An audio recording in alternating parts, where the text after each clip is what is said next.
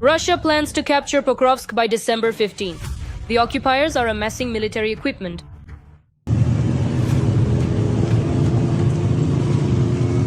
They entered the city, but there's nothing to fight back with. A Ukrainian tank is destroying enemy positions.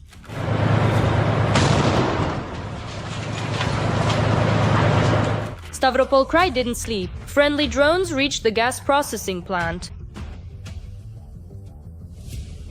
100,000 in the US and 4 million in Ukraine in a year. Kyiv has become the world leader in the production of combat drones. In 2022, there were 10 manufacturers. Now there are already 500. From FPV to long-range strike drones, Ukraine is no longer catching up. It is becoming a leader. 150 shootdowns since the beginning of the month. Ukraine is ramping up production of interceptor drones.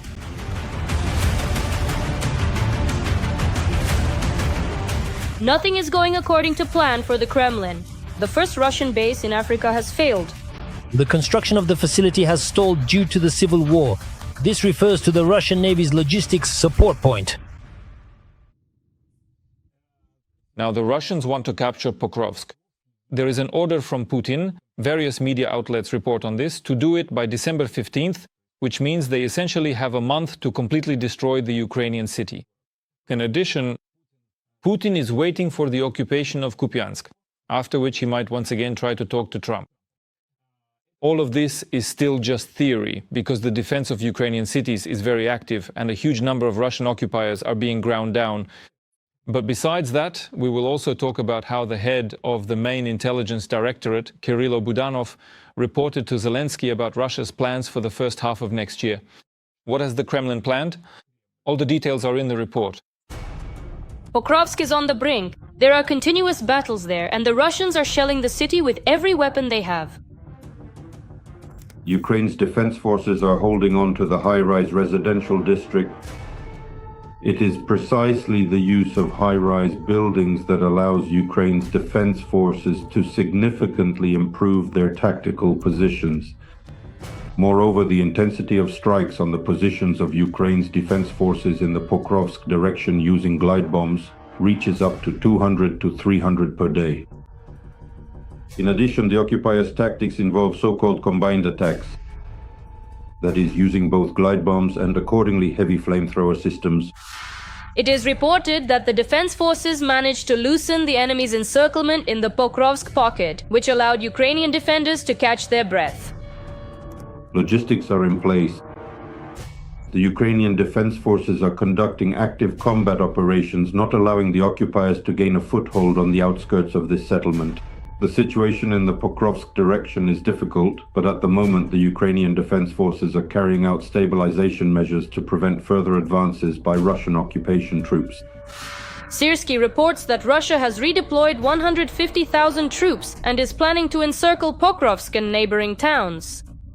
At the same time as the situation in Pokrovsk, the occupiers are sharply intensifying combat operations in the Lyman direction.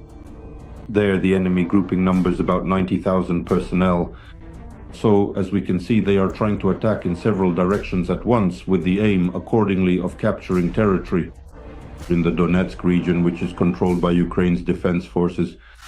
But how many Russians will die for these cities doesn't really concern the bunker grandpa. But a Russian blogger still decided to talk about it. So, for two small towns, Russia has already killed its own soldiers. Russia has killed 80 to 100,000 people. Once again, I'm saying it wasn't Ukraine that killed them, it was Russia that killed them. Well, of course, what's 100,000 people, right? Putin surely knows what he's doing. Or does he just not care? During World War II, when Germany was invading and capturing Norway, France, and Poland, the German military lost fewer people than Russia has for these two small towns. The commander-in-chief of the armed forces reported that Russia is preparing a final maneuver aimed at capturing the entire Donetsk region. They plan, after possibly capturing Pokrovsk, to transfer all operational reserves, let me emphasize again, that's about 170,000 troops, to seize the Sloviansk-Kramatorsk agglomeration. This is what the Russian military command has planned. That is, the fighting in Pokrovsk accordingly nullifies the efforts of the Russian occupation army at the moment of trying to take control of areas in the Donetsk region. Nevertheless, Z channels are publishing videos of Russian soldiers entering Pokrovsk. Strangely enough, after 4 years of war, in this case they are thanking the fog.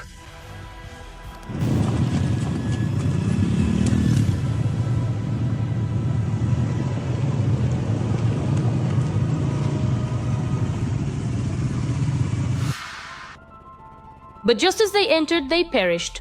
Apparently, fog is not a very reliable ally.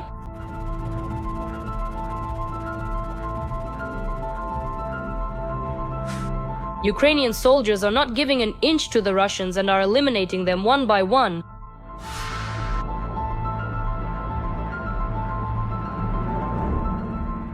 There have been significant tactical successes in the Rodinsky area. The settlement has been completely cleared, and considering its strategic importance, it's a key logistical route that passes through this settlement. It is now under the control of Ukraine's defense forces. Ukraine's defense forces are conducting successful counteroffensive operations in the area of the settlement of Shakove. Apparently, because of this, Russia has started a mass recruitment of volunteers to guard important facilities from drones. But we know very well where these volunteers will end up soon. In the decree signed by the Russian dictator regarding the recruitment of so-called reservists to guard strategic facilities on the territory of the Russian Federation, according to the Russian side itself, there are certain loopholes that allow the use of these operational reserves to replenish personnel directly on the front line of contact. In fact, this is a covert mobilization taking place within the Russian Federation. And as always, things are heating up in Russia itself. This time, some friendly drones paid a visit to the oil refinery in Saratov.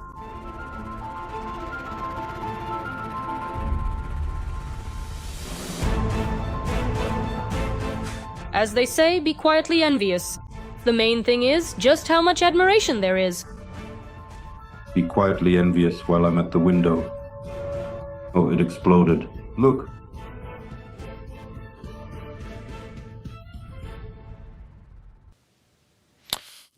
If you support the enthusiastic exclamations of the Russian woman, give us a like if you also think that fires on Russian territory are a good thing.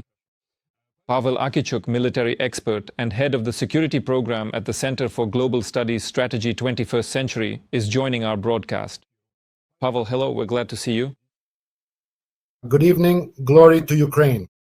Glory to the heroes. Well, you can't go anywhere without Pokrovsk.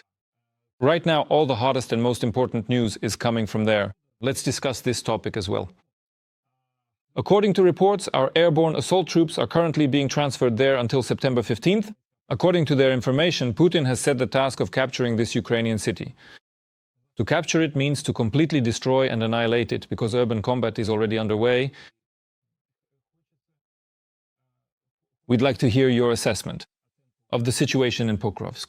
Well, yes, I misspoke. December 15th, of course, that's next month. Well, Gerasimov already reported to Putin in the summer. I think it was in September. It wasn't for nothing that you made that slip.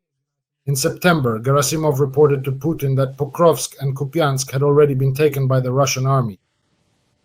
Well, a month after that, Gerasimov reported to Putin again, forgetting that he had already taken them and that Pokrovsk and Kupiansk were surrounded. So, their operation is coming to an end. What should Gerasimov do next? He has no options. Either to the registry office or to prison. That's why the Russians are saying that Pokrovsk must be captured by December 15th. Because otherwise, in any case, their commander-in-chief, their chief of the general staff, will end up being sent off to Siberia. That's only natural. And unfortunately, they will put in maximum effort for this, regardless of losses in personnel, equipment, or anything else. It's not Gerasimov's life or Putin's life at stake. Will they be able to succeed? I don't know. When we talk about Pokrovsk, we need to talk about the larger Pokrovsk sector. First of all, it's the northern salient at Dobropilia, that's the east of the region, and that's the Mirnohrad sector, which is also located in the eastern part. And to the south, that's Pokrovsk, with ongoing urban fighting taking place in Pokrovsk itself, right within the city limits. Each of these individual sections of the front in its own distinct way, plays a significant role in determining the overall situation on the Pokrovsk axis. On one hand, we have the ongoing battles involving Russia's Second Combined Arms Army, which has entered Pokrovsk from the southern direction, and on the other hand, the units of our air assault forces, special operations forces, and other special forces, who are steadfastly holding the defense in the northern part of Pokrovsk. Fighting is ongoing now, battles to hold the northern part, the parts of the city and the industrial zone. Why? Because at the very least, a corridor must remain for Mirnohrad, which is steadfastly holding the defense in the east, by the way. The defense of Mirnohrad is considered to be significantly stable at present, but due to the fact that essential logistics and supply lines pass through Pokrovsk, it is critically dependent on the situation in Pokrovsk itself. And the enemy's 51st Army, which was bypassing Pokrovsk from the north, was at the same time also advancing toward Dobropilya, moving steadily and deliberately forward, maintaining their momentum as they pressed on toward their objective. Creates the preconditions for that very Gerasimov-style encirclement. Will they be able to pull it off? I don't think so. And here, that very Dobropilya salient, a false start, I would call it a Putin-style, Gerasimov-style move. In Dobropilya, and its gradual and methodical elimination by our brigades and corps will directly and noticeably affect this decision, because as this salient is eliminated naturally, the main focus of these brigades will shift to eliminating the salient of the northern enemy. Whoever gets there first will win. The second point, especially regarding Pokrovsk, is the organization of command and communications. Because in those urban battles fought by small groups, victory doesn't go to the side with more personnel, but to the one that can establish effective command and coordination among these small units. The situation is difficult, but as for when the Russians might be able to capture Pokrovsk, or whether they will be able to at all, I wouldn't make any predictions. Pavel, there's something else I'd like to ask you. Budanov gave a report to the president of Ukraine. Budanov is the head of Ukrainian intelligence.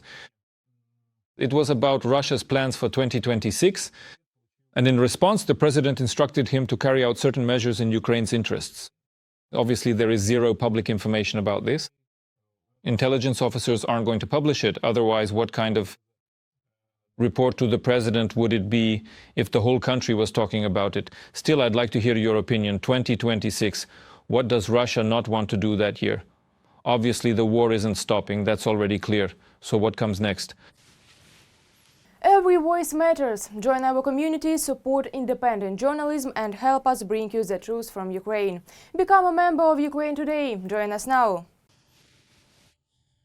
Well, for now, Pokrovsk remains the key to further military operations in the east, and it's no coincidence that I called the Dobropilya salient, which is now being eliminated, a false start for the Russians, because after the completion of the Pokrovsk operation, after the elimination of the resistant stronghold of the armed forces in the Pokrovsk-Mirnohrad agglomeration, naturally the Russians will focus their efforts on cutting off the Kostiantynivka-Drushkivka group by strategically maneuvering to flank them from the rear in the direction of Kramatorsk. But to do that, they first need to deal with Pokrovsk and Mirnohrad. They don't have the forces to operate simultaneously, well, as the 51st Army has already shown. If they succeed and are able to reach Kramatorsk from the south, then it is no wonder that their actions in the Lyman direction will intensify. The Lyman direction is the movement towards Slavyansk, especially if they are able to simultaneously reach Kramatorsk from the south and Slavyansk from the north, would put our entire position at risk. Ledge, which has been holding on for 2 years now, even after the loss of Lysychansk, Severodonetsk, and in general the Syrskyi salient. It continues to hold out for as long as it possibly can. Big ciao. In the opinion of the Russian General Staff, they believe they will be able to at least accomplish President Putin's task of capturing our so-called belt of fortresses, which are located in the northeastern and northwestern regions of Donbass. These are Putin's plans. There are many of them. But that doesn't mean everything will work out for them. Every year, for the fourth year now, they come up with new plans. The plans don't come true because resources are allocated for each operation.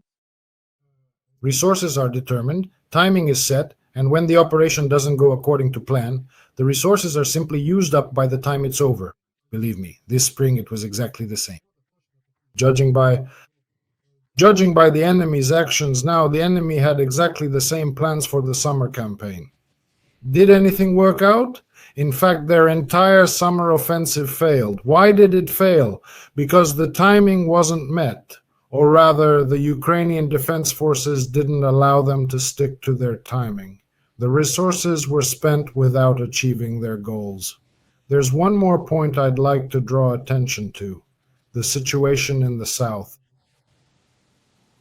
For some reason, when Gerasimov talks about an offensive in the south, we all tend to interpret it as an action in the south-north direction, from the south towards Zaporizhzhia.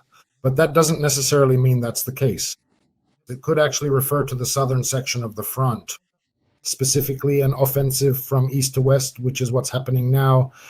Remember, first it was the Kurakovo direction, then the Novopavlivka direction, and now it's the Huliaipol direction. What does that tell us? It means that while we were expecting and building defensive lines to repel attacks from the south, the Russians struck at the flank. Unfortunately, at this particular moment in time, the Russians are currently achieving a certain degree of success against our group of forces that are positioned in the south. They are advancing further south of the Donetsk-Zaporizhzhia highway, specifically in the area that lies between our southern defensive line and the region to the north of this important highway. This area is considered to be the second most difficult and challenging sector for our forces. And for many weeks now, even the highly respected American Institute for the Study of War, which is a well-known and reputable organization, 3 weeks ago, when they were summarizing and analyzing the latest available statistics, stated very clearly that this particular direction is currently the most effective for the Russians, both in terms of the number of forces involved in the operations and the results that have been achieved so far. In this context, the situation has not changed over the past 3 weeks. Unfortunately, the Russians continue to have success here. This could change the nature of combat operations in the south in the near future. Pavel, there's something else I'd like to ask you about. Ukrainian forces carried out a high-precision strike on a petrochemical plant in Russia's Stavropol region. It was operating to meet the needs of the Russian military-industrial complex. As we've mentioned, the Russian oil industry is constantly being targeted by strikes. That's a good thing. But there's something else I'd like to ask about. There was also another interesting hit. Right, yes, the petrochemical plant. Excellent. In addition, there was also a drone manufacturing facility. It was also damaged in this strike. That's an interesting story. By the way, it's called the Stavropol chemical plant. Tell us, what do you think about the recent strikes on Russian defense industry facilities? Could this really be the key to success? And let's say that light at the end of the tunnel that could lead Putin's economy, well, basically to the point where it's simply unable to finance the war? We shouldn't just consider strikes on the enemy's defense industry facilities, but also strikes on military targets in the near rear. To be more precise, if you already view Bashkortostan and Tatarstan as the enemy's operational rear, then the occupied territories seem to be the near rear. So successful operations are those carried out by our armed forces, special operations forces, drone units, our intelligence, and our special services against military targets of the enemy in the near rear in the Donetsk region. Today, a huge fire broke out instead of an ammunition depot. 2 days ago, there was a strike on a Shahed drone warehouse. On the positional area near Donetsk airport, other such strikes not only make it easier for our forces to operate and carry out their missions, but also seriously affect, well, both the enemy's actions on the main fronts and, in general, deep strikes and the enemy's attacks on our infrastructure, especially in cases when a large ammunition depot goes up in flames. You have to understand that these are the very brigades and divisions that are now advancing on Pokrovsk or Huliaipole, and when they arrive at their logistics centers, they get nothing but a fig and are told, "Your shells are gone. Come back in a week. Maybe there will be new ones." That's the intensity of the strikes. You can compare it to what we have now and what it could have been. The second component is strikes deep into Russian territory. These are, after all, our kinetic sanctions. This is not such a quick result, unfortunately.